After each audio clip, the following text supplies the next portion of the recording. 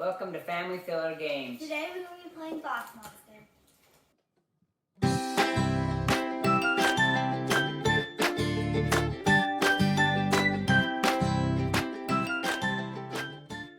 Boss Monster is a beautiful player game. It takes 13 plus and it takes about 30 minutes to play. In Boss Monster, each player takes on the role of a classic 8-bit video game dungeon boss. The objective is to lure heroes into your dungeon and consume their souls. But you have to be careful because if your dungeon isn't strong enough, the heroes can end up surviving and causing you as the boss wounds. In order to win Boss Monster, you need to collect 10 souls, but if you take 5 wounds, you end up dying and are out of the game. Next, we wanted to go over the setup for Boss Monster. The first thing that you're going to do is you're going to prepare your hero deck and your epic hero deck. Depending on the number of players in the instructions, it tells you how many heroes that you need for a 2-player game, a 3-player game, or a 4-player game, and also how many epic heroes that you'll need. You can also see at down at the bottom of the cards here for the hero deck, there's a little, like a 3-player symbol on this one. So that's indicating which cards you would use if you were playing with however many number of players. So in a 3-player game, I would get rid of any cards that have 4 of these little player icons at the bottom. In a 2-player game, I wouldn't play with any that have 3 or 4, and so on. And the same thing goes for the epic heroes as well. They have the little player icon down at the bottom as well, so you know kind of which cards to exclude depending on the number of players. Next thing you'll do is we've got our Boss Monster deck. Each player is going to randomly choose a boss from this deck. So let's give him that and that. And then any leftover bosses you can actually just end up putting back in the game box because you are not going to end up needing those. At that point, we will, over here we have our room deck and also our spell deck. To start the game, each player is going to get 5 room cards and 2 spell cards. From the cards that were just dealt to you, you'll end up discarding 2 cards. It can be a spell card or a room card, depending on what you want to have in your hand. One thing to note with the spell cards is that you only get the 2 that you're dealt at the beginning of the game. The only way you can get more is if a specific card tells you to draw more later in the game. So each player will choose 2 cards from their hand and discard them. Once all players have discarded their 2 cards, they are going to then select a basic room card from their hand, and they are going to put it face down to the left of their boss. You always will start with your boss at the right, and you'll end up building your dungeon towards the left. Once all players have chosen their room card, they'll reveal them simultaneously. With the first room built, we are now ready to begin our first turn. Before we get into the first turn, we wanted to go over some of the cards so you're familiar with what each of the cards can do. We'll start with the heroes. We'll just look at the bottom one here. So each hero up here in the upper corner here is going to have a symbol. This one's the red background with the sword. This one would be a fighter, is what that one's considered. See if we can find some other ones here. This one's got the cleric symbol up there. And then we got a mage symbol there as well. And then this one is a thief. It's got the thief symbol. And then this one actually doesn't have a symbol at all. It's just got a question mark up in there, up in the corner there. And so for this guy, you actually have to read the text to kind of find out what he will do. So some of the other things on the cards to note. So you got the card's name up here. This guy, like I said before, he's a thief. And then here you've got his description of what he. This is just kind of flavor text. The heroes, at least in the base game, they don't really have like special abilities or anything like that. So this is just kind of some flavor text that they added there. Down here in the bottom, corner here with the heart symbol, that's how much health he has. That's how much damage your dungeon would have to cause him to be able to kill him and consume his soul. Down here in this corner over here, you see this little like blood droplet? That is how much wounds this hero would end up causing to your boss if he ends up surviving your dungeon. So in this case, it's going to be one wound that you would get. And then on the back here, you can see this little gold gem on the back here. That's basically how many souls that this hero is worth if he ends up dying in your dungeon. So like we mentioned earlier, you need to collect 10 of these souls to win the game, or if you take 5 wounds, you end up losing and are out of the game. The epic heroes are going to be very similar. They're going to have the symbol up there, the name, how much wounds they cause. The epic heroes, they actually cause 2 wounds if they survive your dungeon. They're also a lot harder to kill. You can see how much higher their kind of hit points is there. The benefit is, though, is if you kill an epic hero, you actually get 2 souls if they die in your dungeon. The epic heroes will not be revealed until all of the regular heroes until you've gone through all of the regular heroes. All right, next we'll go take a look at the monster, the room deck. I'll use these ones that are in our discard pile. So the room cards they're similar to the hero cards. In the top center here, they have a name of what they are. Over on this side, they're going to have a symbol there. The skull and kind of the skull and crossbones symbol that's on this guy. That means it's a trap room, and it'll say underneath the kind of the title of the room right here, it'll actually say trap room.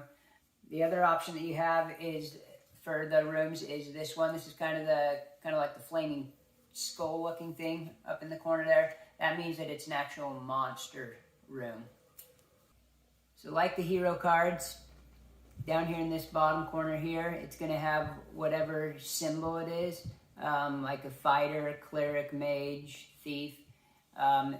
These are the types of heroes that are going to be ending up getting lured to your dungeon, is based off of what symbols are on the rooms that you play in your dungeon.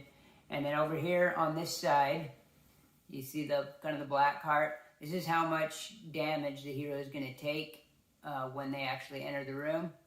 And then on these cards, these room cards, there is some text here at the bottom center here. This actually has, unlike the hero cards, it's not just flavor text. This actually will do something, so you'll want to read your room's cards to see what the effect is. Some of them will, boost the strength of rooms that are next to them, or cause a hero to be teleported back to the beginning of your dungeon, things of that nature. So the placement of your rooms as you're building your dungeon can actually be very important because, like I said, certain cards will affect others that are right next to it. So next we'll end up going over the spell deck. The spell cards are going to be somewhat similar to the other cards as well. They're going to have kind of an effect here at the bottom center. Down here in the bottom corner here, you'll see a little symbol. It's either an axe symbol or a hammer symbol. And depending on what symbol that is, that indicates which phase of the game you're actually able to play the spell in. So you'll have the build phase, which is the hammer, or you'll have the axe, which is the adventure phase. And some of them, like this card that she's got here, actually has both symbols on it. So that means you're able to play it during either of the phases. And with that, we've gone through each of the different decks and looked at some of the cards that you'll have there. Next, let's go over the different phases of the game. There's 5 phases that you'll go through. The first one is the beginning of the turn phase. And how that works is this center area here is called the town area. And so what you do is, depending on the number of players, you will reveal a hero for each number of players that are playing the game. Once all the heroes have been revealed, each player will then draw a room card and add it to their hand. Once each player has drawn a room card, we then move on to the second phase, which is the build phase. So how the build phase works is in XP order. Each boss down in the corner, they have an XP figure. Whichever boss has the highest XP, they will start this build phase, and then it goes to the next boss. So in this phase, since Nicholas has the highest XP value at 975, I'm being Killa, the man-eating ape. Mine's at 825 experience. And he is being Zizak, and his XP is 750 experience. So starting with Nicholas here, she is going to choose a room to build. There's a couple options she has for building the rooms. One, she can always build over the top of her existing room. There's two ways she can do that. She can either build any other kind of basic room card or monster card over the top of this. However, in the deck, there's also these cards here that right underneath the title here, it says Advanced Monster Card. There'll also be some that say Advanced Trap Cards. And if it's an advanced card, you can only build it over the top of an existing room of that type that also matches the same symbol that's at the bottom. So this one's actually a pretty good one because it can be built over multiple symbols. But if it was an advanced room that just had the thief symbol, let's say, I would have to build it over a room that that already has a thief symbol there. So she will start by choosing a card, and she can either build it to the left of her existing room or over the top of her already existing room. So once she has finished choosing her hero, her room, I can then move on and select which room I want to build, and I'll put it face down. And once I've selected mine, it will then move to the next player who will choose his room that he wants to build. Once all players have put their room face down, if any players have spell cards that they would like to play that are associated with the build phase, they can do it at this point as well before the rooms are actually revealed. And depending on if there's multiple people that end up playing them, they get resolved in XP order as well. So any spell cards she would play would get resolved first, and then myself, and then moving on to him finally. So if no spells are being played, starting in XP order, the first player will reveal their room card. And if there's any effects that take place as far as upon building, she would take those at this point. And then it would, oh yes, so her card that she played says when you build this room, draw a room card. So she was able to draw a room card. Mine here says once per turn, if you take a card from the discard pile, draw a room card. So I didn't take any cards from the discard pile, so I don't get to do anything at this point. And his room card is, when you build this room, if you have no spell cards in your hand, draw a spell card. So he actually has spell cards in his hand, so he's not able to draw an additional spell card. At this point, the maximum rooms that you can actually have in your dungeon at any time is 5. If any player has hit that 5-room limit, they end up activating their boss's level up ability. So for instance, my level up ability on here says for the rest of the game, if you have 3 or more wounds, give the last room in your dungeon +3 damage. And so that level up ability would end up only activating 1 time per game. So if some of my rooms got destroyed and then I built back up to 5, it would not activate again. The next phase of the game is called the bait phase. And in this phase, that is where the heroes are lured to a particular player's dungeon. So starting with this one that was revealed first, it has the cleric symbol. So we would look at each player's dungeons to see which player has the most cleric symbols. So she has 2 in her dungeon. I have 2 in my dungeon. He has 1 in his dungeon. So since there's a tie, this hero actually will end up staying in town. Next we'll move on to the thief, which is the sack with the money symbol on it. So she has 0. I have 0. He has 1 one thief symbol. So this hero is actually going to come over and wait at the entrance of that player's dungeon. Last, we have the fighter. So if we look at who has the most fighter symbols, she has one, I have one, and he has one. So the fighter will also end up staying in town. The next phase is the adventure phase. In XP order, if any bosses have heroes that are waiting to enter their dungeon, they'll resolve those at this point. So she doesn't have any this turn, I don't have any this turn, he has one this turn. So what is going to happen is this hero is going to start coming through his dungeon here. As it enters this first room here, the text says that the flavor text was the one about drawing a spell if he didn't have any in his hands. So there's no text here that helps damage it. It takes 1 damage, and this hero had 6 total, 6 hit points that he can take. So if he takes 1 here, he's down to 5. And then he enters this next room, which is the Fangroot Garden. Once per turn, if a hero dies in this room, you may immediately build another room in your dungeon. So this hero is not going to end up dying because he was at 5 and he's only taking 2 more additional points of damage. So he actually made it through to the boss, ended up damaging the boss for 1 wound. He will leave this hero face up, showing that he now has 1 wound that has been assigned to him. So 4 more wounds, and he will end up dying.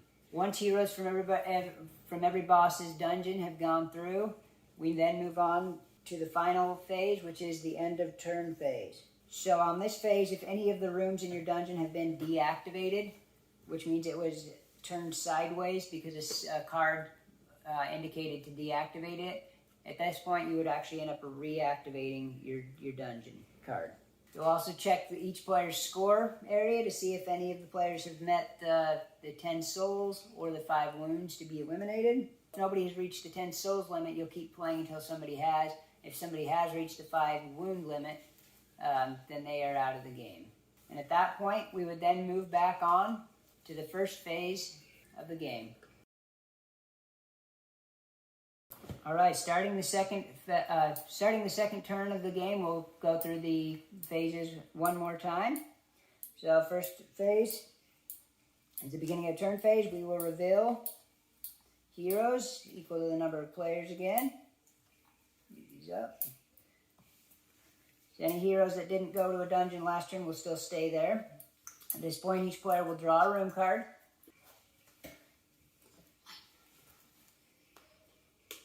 Second phase again is in XP order. We'll choose a room card and put it face down. So once all players have selected their room card again, if anybody has any build phase spells they want to play, they can do them now. So go ahead and reveal your card, and then I will reveal my card. And if there's any build effects, we can take those now as well. You'll notice on his card here, over here, he didn't put the card to the left of the existing one. What this indicates is that it's indicating that he's actually building an advanced room on top of his already played room. So if he flips his over, this is an advanced room. He had to build it over the top of a mage symbol because that was what was already there, a mage or a thief because he had both there. So he's actually covering that up. At this point, there hasn't been anybody that's hit the 5-card dungeon limit, so nobody activates their boss level up again. So at this point, we will go and move on to the bait phase again. So once again, we'll start with this oldest hero first. Look at cleric symbols. She still has 2. I still have 2. He's only got 1, so cleric is still going to stay. The fighter, she has 2. I have 1. He has 1. The fighter is going to come over here. Next is the thief. Once again, so she has 1 thief symbol now. I have 0, and he actually ended up covering up his thief symbol that he used to have, so the thief is going to her as well. Next we have the mage. Mage, she has 1, I have 2, and he has 1. So this mage is actually coming to my dungeon. And we have another mage here. And once again, we already know who has the most mage symbols, so this is coming to mine. Starting in XP order, the heroes will start going through the highest XP dungeon. So in this room, the hero enters. What does your effect say there? When you build this room, you may immediately build an additional room. Okay, so that didn't help her at all. So this hero takes 1 damage from this room, moves on to this room. And what does that one say? When you build this room, draw a room card. Okay, so that doesn't help either because you didn't just build the room; it was there before. But you do, buddy. The hero does take 2 more damage, so he's down to 3 damage. And then what does your text on this one say? Once per turn, when you force an opponent to discard a card, put that card into your hand instead. Okay, so that didn't help either, and so it takes 1 additional point of damage, so 4 total. And he had 6 life, so he ended up surviving and giving her 1 wound. Next, the next hero is going to come through. We've kind of already gone through what each room does, so we know that she's only going to be doing 4 points of damage, and this person has 8 health, so this hero is not going to die either. So she now has 2 wounds to her. So next, we'll move on to me here. So in my first room, when you build this room, draw 2 spell cards. So in this room, it's taking 1 damage. So it's down to 3 damage, or 3 health now. Moves into this next one. It says once per turn, if you take a card from the discard pile, draw a room card, which I haven't taken any from the discard pile. This one actually does 4 damage though. So I ended up just killing him because he was only at 3 entering this room. So this is going to come over here and actually be a soul for me. Alright, so before I have the second hero enter my dungeon, if I have any adventure phase spells that I want to play, I can do that at this point. And looking at this hero's life, he's got 8 hit points, and right now I only have 7 damage points worth of damage from my dungeon. So if I don't have a spell I can play, he's going to end up surviving. So I do have this spell that I do want to play here. It's actually called Fear. And it says, choose a hero in any dungeon and send it back to town. So I'm actually going to choose this guy and have him get sent back to town. And since I played my spell, I end up discarding it. Once again, we're now done with the adventure phase since he doesn't have any heroes awaiting his dungeon. So we'll move on to the end turn phase, which once again was to reactivate any deactivated cards. Check to see if anybody has met the wound limit or the soul limit, which nobody has. And then move back on to the first phase again.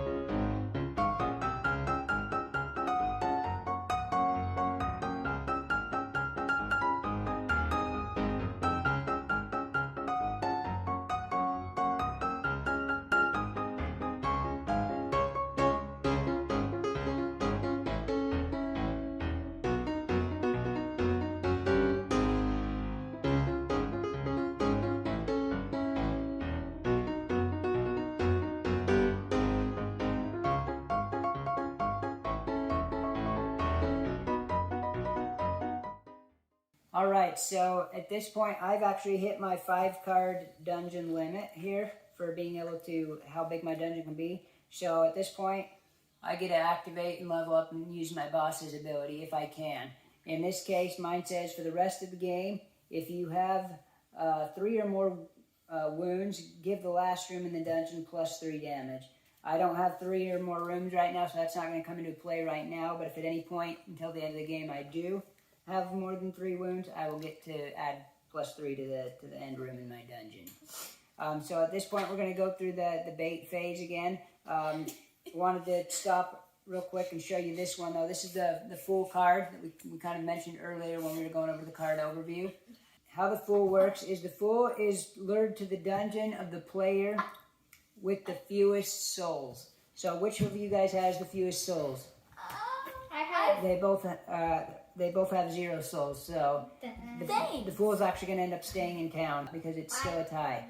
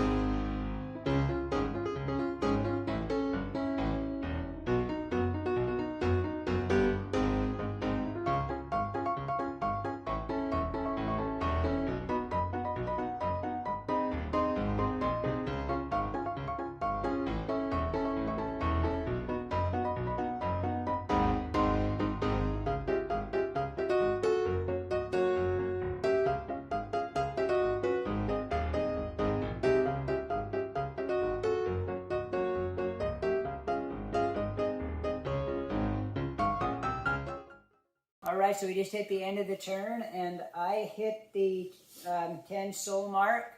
So I have 10 souls. She had 3 souls, and he had 4 souls. For this game of Boss Monster, Killa ended up winning the game. We hope you have enjoyed this overview of how to play Boss Monster. If you like this video, please like and subscribe. If you have any suggestions, please comment below.